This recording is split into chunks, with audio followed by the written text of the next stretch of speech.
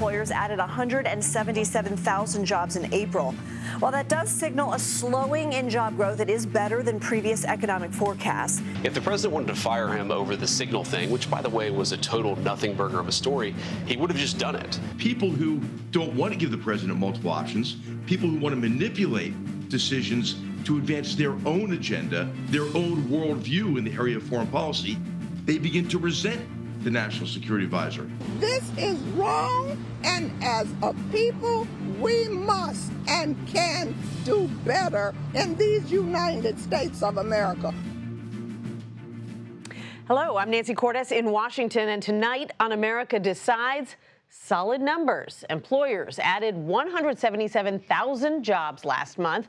The labor market keeps humming along for now, despite all the turmoil caused by President Trump's tariffs. The White House taking credit for the job growth after blaming former President Biden for a drop in GDP earlier this week.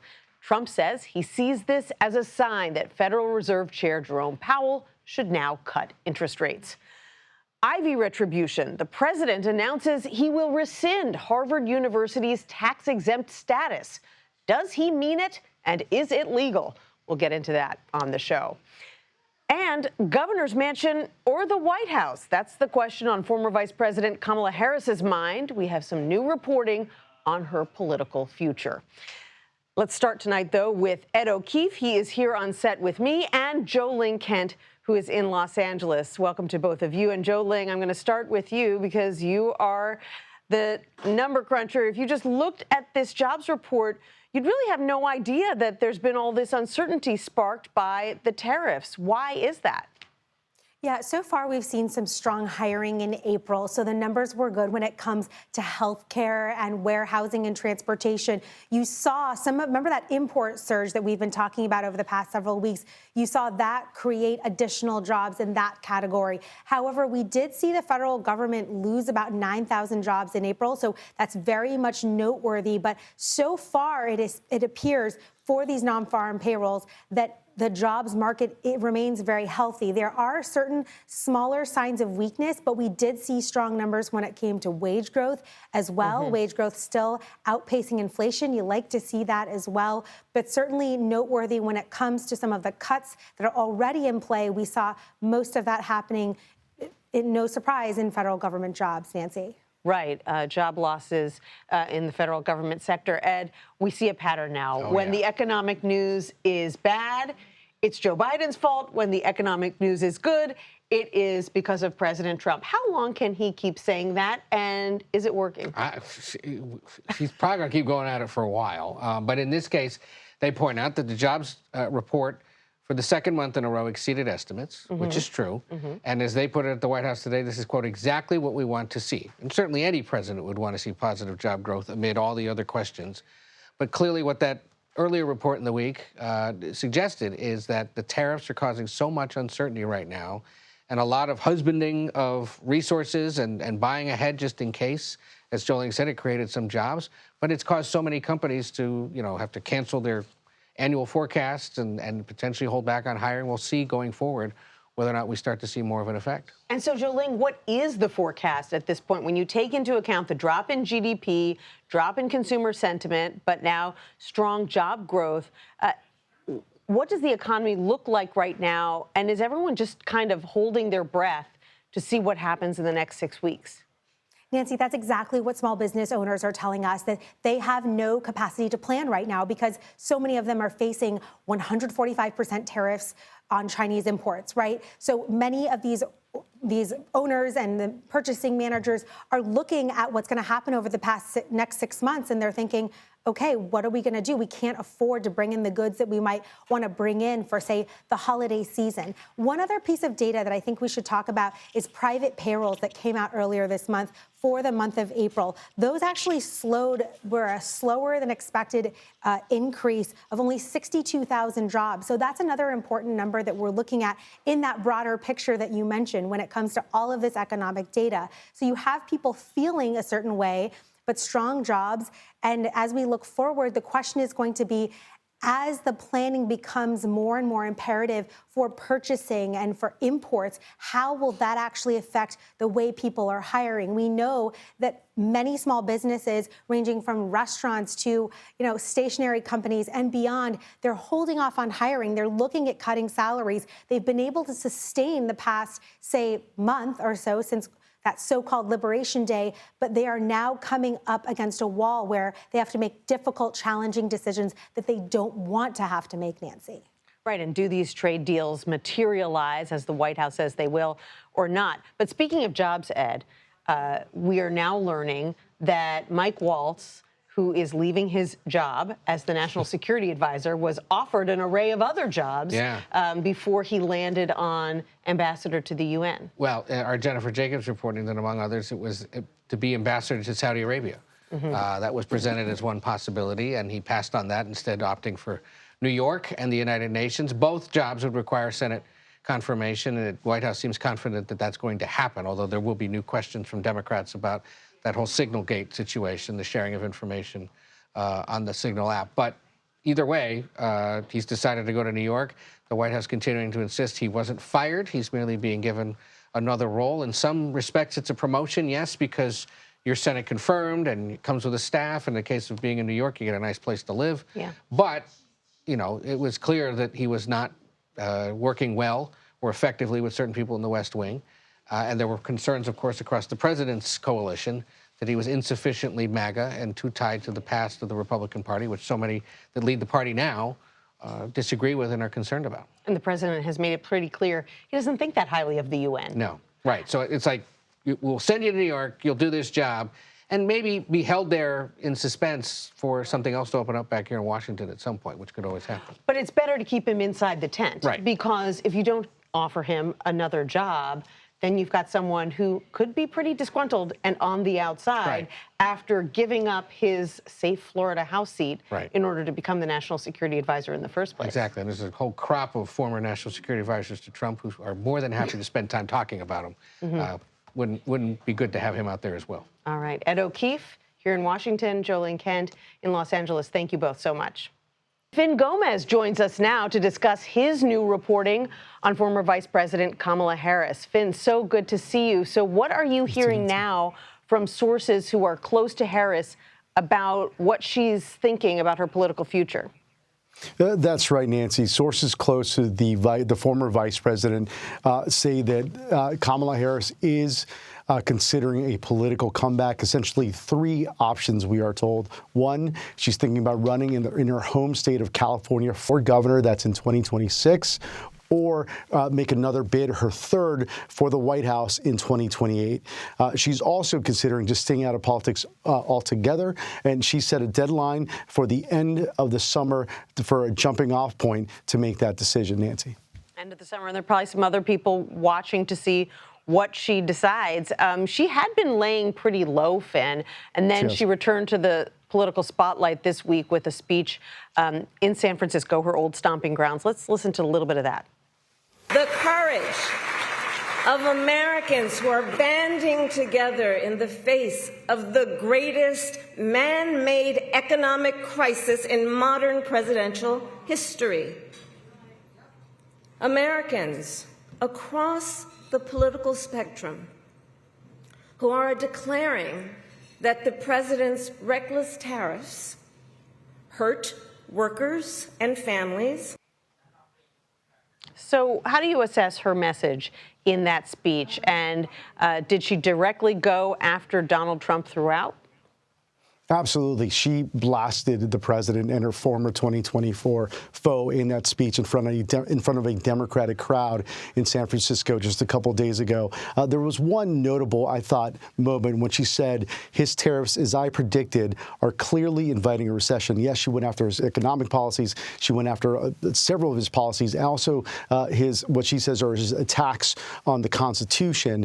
However, that note, as I predicted, it was about as close as you get to, and I told you so moment. She did lose to President Trump by 2.5 million votes in all 7 battleground states, Nancy. However, speaking to those close to her, they do remind us and to remind those who are asking questions about her political future that she did net 75 million votes. And overall, the president did not reach that 50% popular vote threshold. They do believe that she still represents a very strong voice within the Democratic Party. However, it's one that's, if she is thinking about running for 2028, Nancy, it's one that she really has to make a decision sooner than later, because as we know, it does appear that several potential presidential contenders are already angling for that spot. I mean, we're in May 2025, but we've seen a lot of movements, Nancy, to some of these early states and speaking to some of these really key crowds as we really start this process. And we're a bit of ways away, but it feels like it's already started. Yeah, exactly. Suddenly, Andy Beshear, governor of Kentucky, came out this week saying he might be interested. Gina Raimondo, the former Commerce Secretary, said she's thinking about it as well. So what are the big challenges that Kamala Harris would face if she runs for governor or if she mounts another White House bid? Well, she really has to make a decision for either or one of the two, excuse me. She can't make a decision for both. Or, again, she could also vie to not run again. But if she does run for California governor, she has, in those early polls that we have seen already, she's at the top of that heap of potential gubernatorial candidates. She has a very big name ID. It is her home state. She was formerly the Attorney General and, of course, Senator of California. So she has a very strong base there. However, it's a little bit political risky. One top Democrat told me that if she does run and lose, it's pretty much the end of her political career. However, for 2028, if she really does jump back in the fold, again, we got a little bit of ways here, but if she does jump back in for her third bid, it's already getting crowded. It is already at a point where, as we said, not only Beshear and the others you mentioned, but there's also, Wes Moore, going to South Carolina. He's also speaking in Pennsylvania this Sunday. And, they're already going to these key battleground states, right? You're seeing that movement. J.B. Pritzker has been very vocal. AOC and Senator Sanders have been doing these rallies that have amassed tens of thousands of attendees. So it might be much more of a crowded field than we've seen in previous iterations, Nancy. Right, and those people are coming from jobs that they are holding right now in the political sphere, whereas Kamala Harris is still figuring out her next move. Finn Gomez, really interesting reporting. Thank you so much for sharing it with us. Thank you, Nancy. Democratic Congresswoman Sheila Sherfilis McCormick is in Tamarack, Florida. She represents Florida's 20th congressional district. She's also the co-chair of the House Haiti caucus. Congresswoman, thank you so much for being with us. Thank you so much for having me. We're seeing Kamala Harris reemerge on the national stage. Do you believe she should run in 2028, or does the Democratic Party need a new face? I think that's going to be up to her and for her to figure out where she wants to be right now. I don't know if she's actually interested in running, but we always love supporting her. And I think right now, as we're going through all these changes, you're going to see a lot of new leaders coming up, but you're also going to see some of our old leaders really sharpening their skills. So I'm excited to see what's to come for 2026. But what I do know, if the Republicans continue in this trajectory, they're making it easier and easier for us to actually break through and win a lot of the seats that we actually lost before. Yeah, we've seen another number of individuals just this week say they might be interested in running in 2028. Today, you and Congresswoman Frederica Wilson actually visited an ICE facility in Florida where a female Haitian detainee died last week. Can you talk to us about what you saw and learned there? Well, I was very disappointed about the hostility, how we were received. When we started asking questions about their medical procedures and what are their policies, we had a lot of pushback and even hostility from the medical coordinator. And these were simple, regular questions. When you have someone who comes in with chest pain complaining, what do you do? What is your standard protocol? And she immediately got very defensive. When we actually tried to see more of the facility where she was, they kept on trying to redirect us to the chapel and to other areas. And we had to make it very clear that we're not here to take a tour of the facility. We're here to investigate, to do our constitutional obligation, to make sure anybody who's staying here is safe. So when we finally had an opportunity to speak to the women who were around Marie before she passed, they told us that she was seen by the doctor at 8 o'clock in the morning, and she died by 8:35.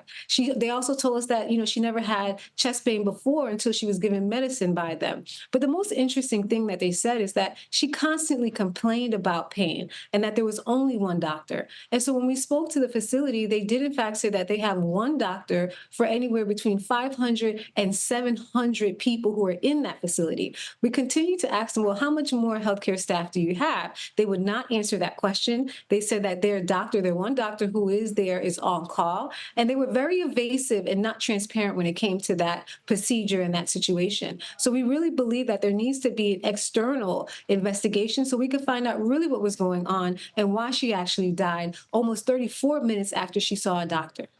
Have you gotten any indication that there will be an external investigation? We haven't just yet, but we have the entire Florida Democratic delegation who has signed on to our letter demanding it. And, it's actually very important for a lot of people to understand what's at stake. These aren't just regular people, immigrants who came off of the boats trying to get here. We spoke to several people who have been in the United States for more than 25 years and who had a traffic infraction, who ended up there, who should be released, who are waiting for them to actually go to court. So there's a lot of people who shouldn't be there and who are there. And basic things need to be given to them, like medical attention. Something else that was very disturbing that was brought to our attention, they said that in March there was an influx of people who came and they didn't even have beds for them. They said that they had some people even sleeping on the floor in the rooms, but also sleeping on the floors by where the actual security guards were. And so we tried to ask questions about that, but no one gave us any answers. So these conditions where you have people sleeping on the floor because of an influx in March and not being transparent, coupled with one doctor and the procedures not being clear, these raise a substantial concern for us. And clearly that all these combined issues, it is not a humane situation or even a humane space to be sending people to. More broadly, when it comes to Haitian immigrants, you authored a letter that you sent to Secretary of State Marco Rubio this week expressing your concerns over the State Department's decision to designate gangs in Haiti as foreign terrorist organizations. Why is that a big concern for you, and have you received a response? Well, I believe that the gangs are terrible people and they're supported by cartels and they should not be in Haiti. We have to take swift and immediate action on them. However, we have to actually prioritize what we're doing and decide how we're doing it. This designation can harm Haitian people when it comes to humanitarian aid. Now, getting more humanitarian aid into Haiti is going to be extremely difficult. In places like Port-au-Prince, when you have the gangs who have taken over 90% of the area, many times we heard people say when they have to come in and even give aid or give food, they have to talk to those gangs. Now, those people would actually be in harm and be worried about even facing criminal charges because they had to negotiate to get to the innocent people. And so I think instead of us putting on a hard sanction or this big blanket, we need to be strategic and targeted and not do things so swiftly and suffer the collateral damage that will come from it. And so those are my big concerns. I believe in sanctions, but there's a way for us to do it so we're specific and we're pinpointing and we could finally do away with the gangs. Right, so you can hurt the gangs, but not necessarily the innocent citizens. Congresswoman Sheila Sherfilis-McCormick, thank you so much for being with us. Thank you so much for having me.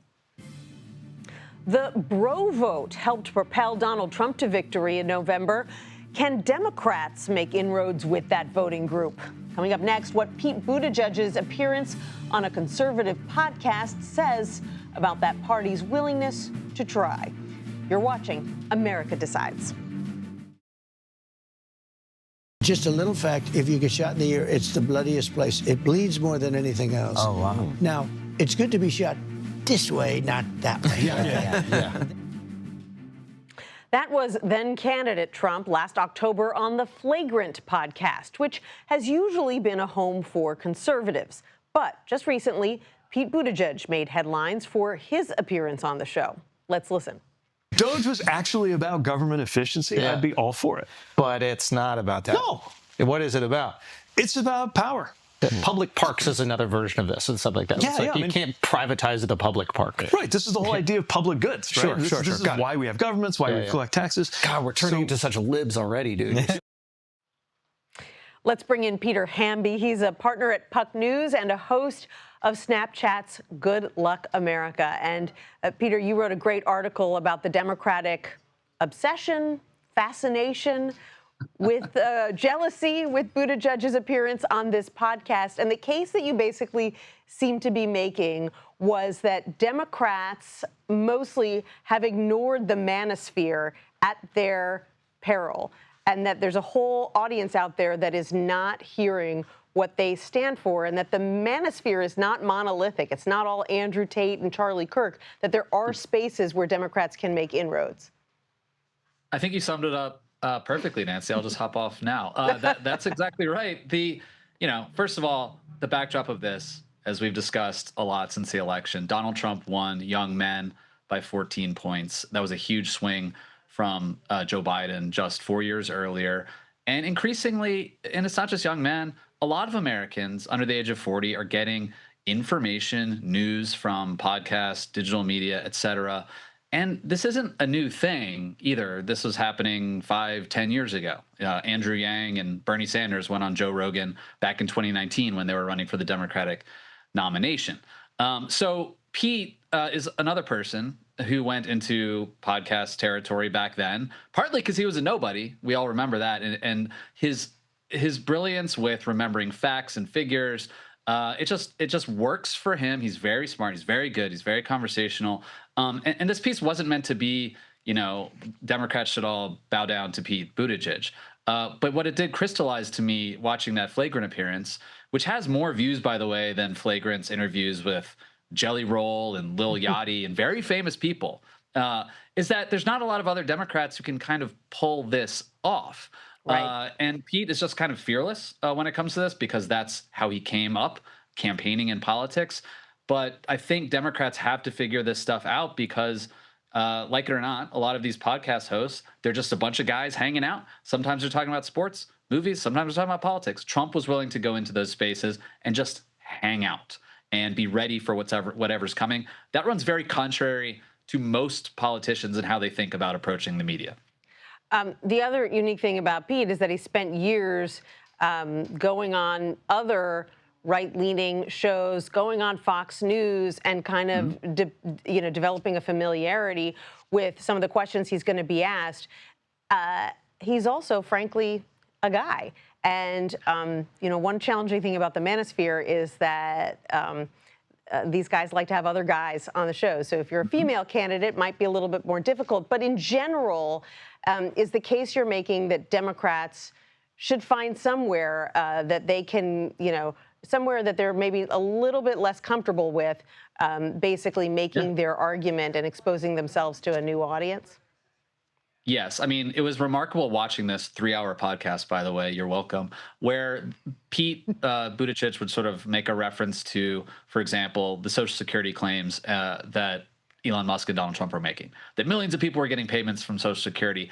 And he pointed out why that wasn't true. And they all kind of leaned back at one point and were like, oh. And then you look at the comment section and people are like, oh, thanks for bringing the facts. I think you raised a great point, Nancy, about the gender aspect to this. I think Kamala Harris did a wonderful job going on the NBA podcast, All the Smoke, going on Charlemagne, et cetera. But it is hard to imagine Elizabeth Warren going into one of these podcasts, or AOC could do it. She's a great communicator, but would she do it? That's an important question. How many Democrats would go in there? And then could they actually put points on the board by going onto these podcasts? What have we seen when it comes to the bro vote since November? What are we seeing in terms of young male voters in particular and how they feel about this president? Yeah, I mean, that's one reason I wrote this piece, because the Harvard Youth Poll came out a few days earlier. It comes out twice a year, the gold standard of youth polling. Donald Trump's approval rating in January was 62% among young men when it comes to the economy. Now it's down to like 47% of young men say Trump will hurt the economy. His approval rating among young men right now is only 34%. And a lot of that has to do just with the economy. The stock market is down. They made gains today, clawed back a bunch of what they lost since Liberation Day. Crypto is down, but coming back up. Maybe it'll change. But Donald Trump really came in with some goodwill among young men to help the cost of living, to help the stock market, crypto, whatever.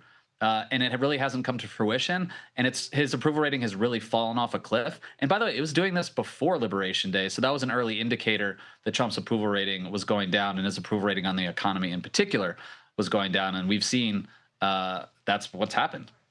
Well, if nothing else, this article and this podcast appearance got everybody talking about Pete Buttigieg's beard and whether they are pro or con. Peter Hamby, thank you so much. Appreciate it. Thanks, Nancy. President Trump's newly released budget proposal includes more than $160 billion in cuts. But his administration is not interested in slashing every government program. Where the president is looking to increase spending and why. We'll have that when we come back. You're watching America Decides. Welcome back to America Decides. President Trump unveiled his budget plan for the 2026 fiscal year today. It proposes $163 billion in cuts to a number of key programs. One notable exception, though, is defense spending, which he wants to boost to over $1 trillion. Let's bring in our reporter panel. Julie Grace Brufke is a congressional correspondent for 24/7 News, and Andrew Solender is congressional reporter for Axios. Welcome to both of you. Thanks for having us. Julie Grace, what does this budget tell us about the president's priorities for the upcoming year? Because he's already cut a lot, but he wants to cut more. So, I mean, I've talked to a number of Republicans, and defense has long been a huge priority for them. So definitely the defense hawks with military preparedness is kind of a huge issue. So there's definitely been a lot of applause on that end. I think it's a 13% increase in defense spending. That's huge. So, I mean, there are, however, with some of the cuts to state, some concerns from moderate Republicans, particularly in the Senate side. They're concerned about, despite the defense boost there, that they do have some national security concerns. So we heard from Susan Collins today. So it could have an uphill battle in the upper chamber. Andrew, you've been focusing on this fight for a very key Democratic position that has suddenly become vacant. What have you learned? So this is turning into another proxy battle between younger and older Democrats. What we're seeing is folks like Jasmine Crockett lining up and saying pretty loudly, you know, I want this position.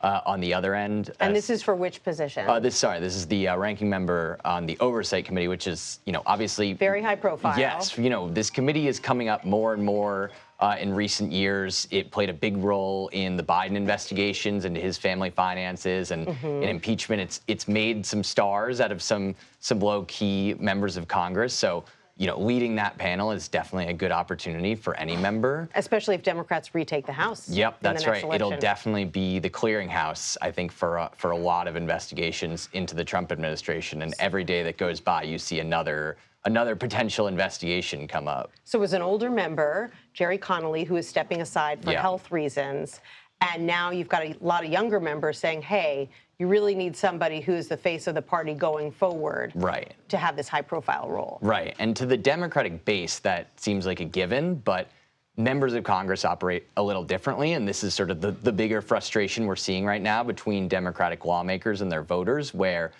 members are very relationship-driven. The chamber really operates on this seniority system that I think a lot of people outside Congress don't understand.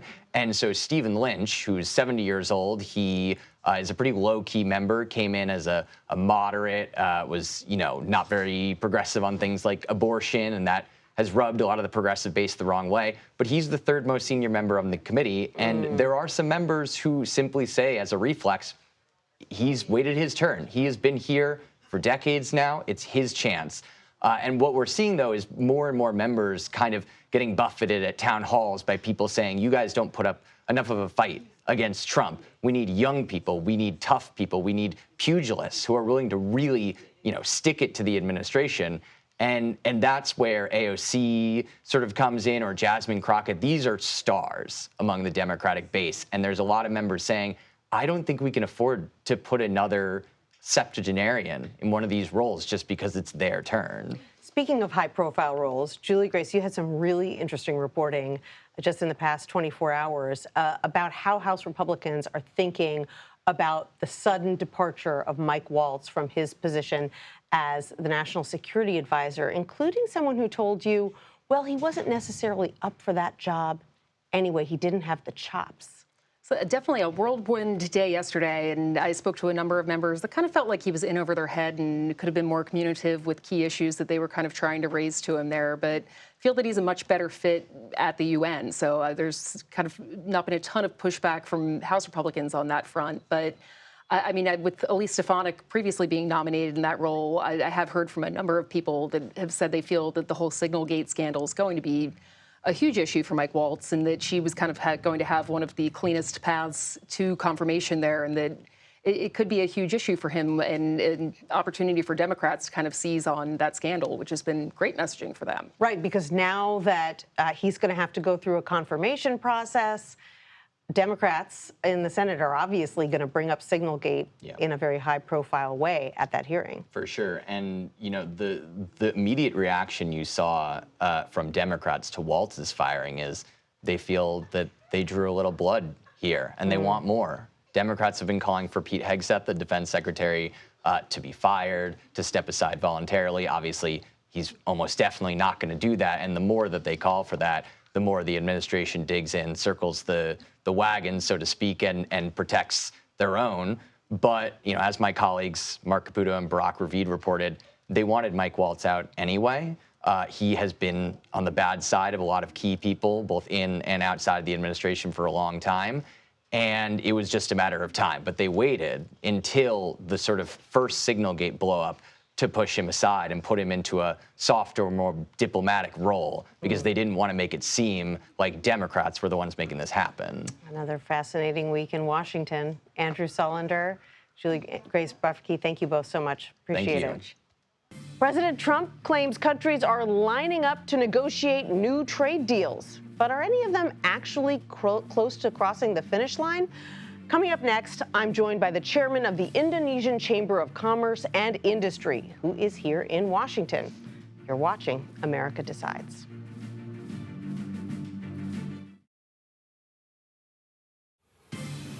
Welcome back to America Decides. The administration keeps indicating that we should see some trade deals in the near future. One of the many countries looking for a deal is Indonesia. And the chairman of the Indonesian Chamber of Commerce and Industry, Anin Bakri, is here with me now. Mr. Chairman, thank you so much for being with us. I appreciate it. Thank you very much, Nancy, for having me here. It's an honor. So your Indonesian delegation, government officials, business leaders like yourself are here in Washington to hold one of the many trade deals that is being sought. How many days has this been going on, and how's it going?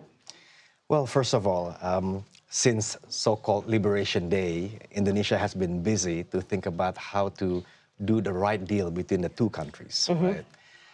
To be clear, I'm coming from the business sector, Indonesian Chambers of Commerce. Having said that, we are the strategic partner of Indonesian government. And I know Indonesian government had good meetings with their counterparts over here. And when I look at the numbers, Nancy, I think a deal can be struck, I think, within the time frame. Right. What is the time frame? You mean within the 90 days? 90 days, July 9, I think. That's what they're talking about. So Indonesia has surplus in trade with the U.S., about $18 billion. Right. Having said that, at the same time, Indonesia is importing oil and gas derivatives from somewhere else, about $40 billion. So what the government is thinking to reallocate those $40 billion to address this $18 billion. So people like us in the Chambers of Commerce and Industry, whose counterparts is U.S. Chambers of Commerce, is thinking, if that reach the equilibrium in whatever the negotiation is, how can we enlarge the cake? How can we do more? The U.S. would like to sell more soybean, wheat, and cotton, on top of oil and gas, I'm sure. And we would like to sell more of footwear, garment, and electronics. So in the last 2 days, I've been meeting with the stakeholders. So the National Council of Cotton, National Council of Soybean, and also dairy.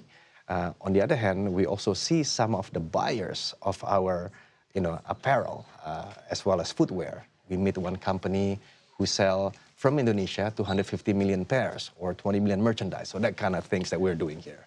There are leaders of other countries who have said that one of the challenges as they try to hammer out these deals with the U.S. government is that it's hard sometimes to understand exactly what the president is trying to accomplish from these deals. Sometimes it's that he doesn't want other countries to have a trade surplus. Sometimes it's that he wants more revenue from high tariffs so that he can lower income taxes. These are a variety of goals that are sometimes in conflict with one another, which makes it hard for countries like yours to figure out what kind of deal would be acceptable. Well, when we are negotiating, of course, there are many variables, but I think the trust level between the two governments, what I see, is there. And it's important, right? And Indonesia has no enemies and has no ego. We are the seventh largest country in the world, PPP basis, but we come here trying to think about enlarging the cake of trades because we do think the current $40 billion give and take trade can double within 2 years while balancing at the same time. Now, what we're also thinking is to do co-investments with the U.S. Indonesia attract about $100 billion worth of investments. Half of it is FDI. U.S. can come and participate. Vice versa, Indonesia now has the capacity to also invest in the U.S. as long as it makes sense for us in the supply chain, right? Let me just give you some illustration. About 3 months ago, the country launched Sovereign Wealth Fund, which has AUM, asset under management, of $900 billion.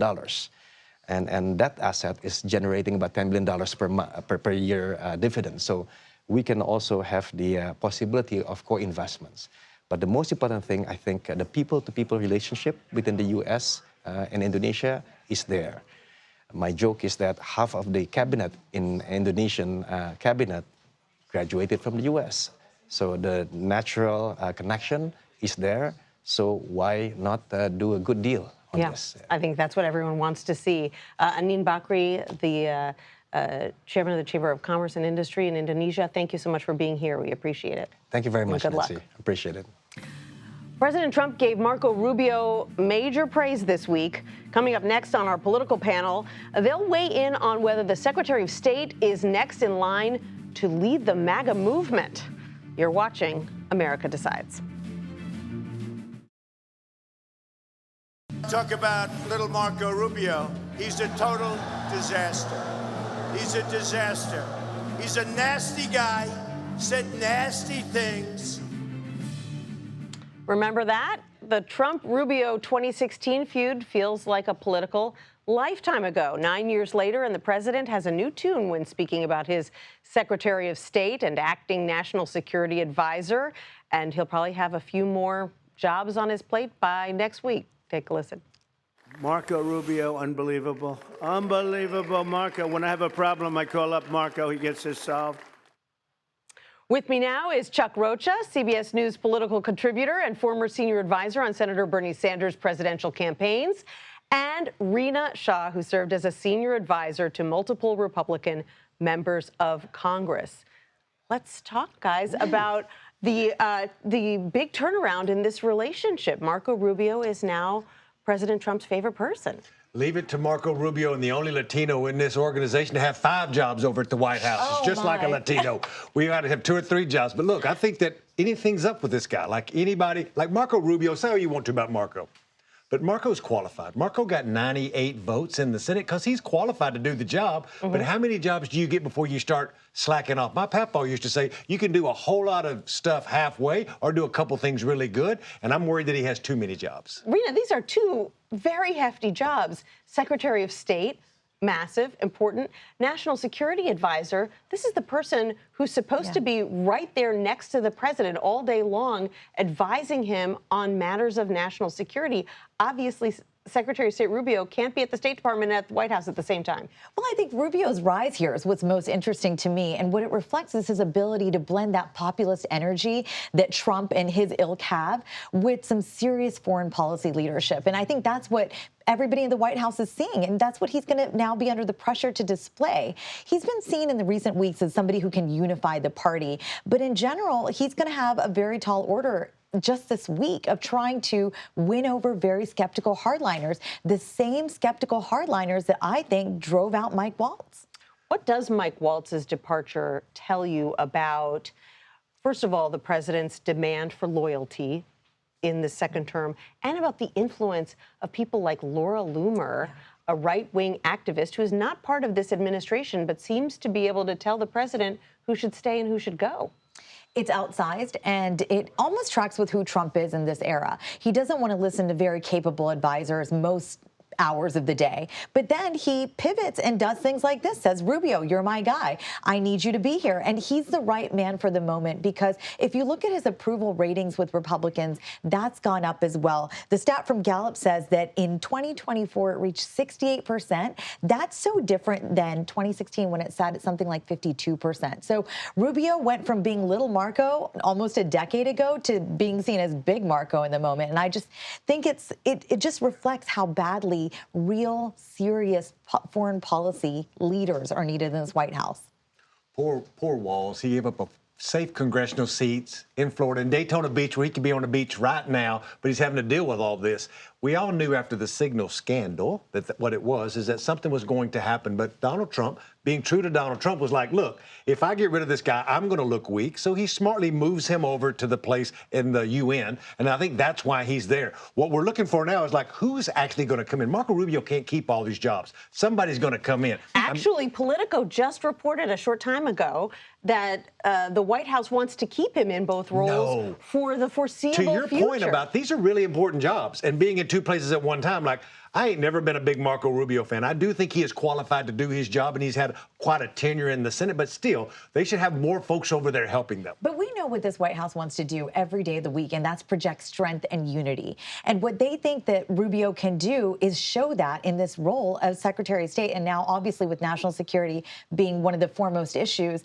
I think they're really trusting him to be the adult in the room, because if you look around, there are a lot of yes men, and there are experienced people in this White House, but not as experienced as Senator Rubio. And so he's the man for the moment. And yet the person who is going to the Middle East and who is going to Russia and trying to cut these major deals is not Marco Rubio. It is Steve Witkoff, a real estate investor. And he is not going as envoys typically would with a large, experienced staff. He's going by himself. He's even using interpreters provided by other countries, not his own U.S. interpreters. What is going on there? Highly unusual, but not, again, different from what we know of Donald Trump, the private citizen. We all remember Michael Cohen, the lawyer turned fixer. This is what Witkoff is. He's already been entrusted to get stuff done. He's shown results out of the gate, and that's why he didn't want the job that Michael Waltz just left. Because, I mean, it was well reported that Witkoff was asked, but didn't want it. And so he'd rather be this operative type, and that is just so unusual in modern presidential history. Loyalty is very important to this president. I'll give you that. And I give him credit for, sticking by his guns. But I think the polls tell us that the American people are not falling for all of it, whether they're falling for it or whether they're trusting him.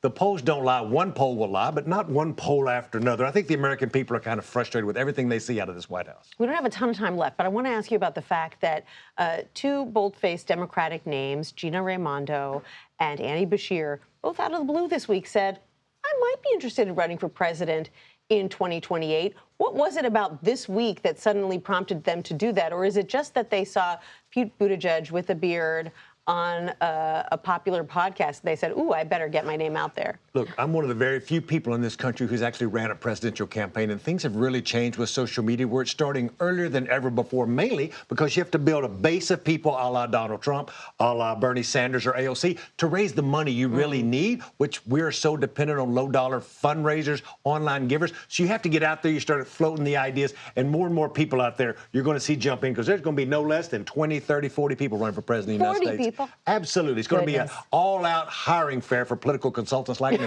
Well, congratulations. Thank you so much. What can I say other than that would be a Republican dream to see so many people line up? Because I remember 2016 when we said Donald Trump couldn't do it. Actually, 2015 is when we started saying it.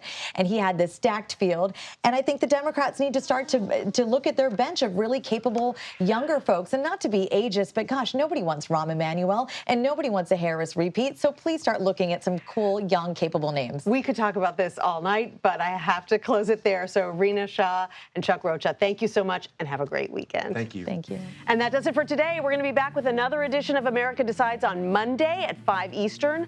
The Daily Report is coming up next on CBS News 24/7.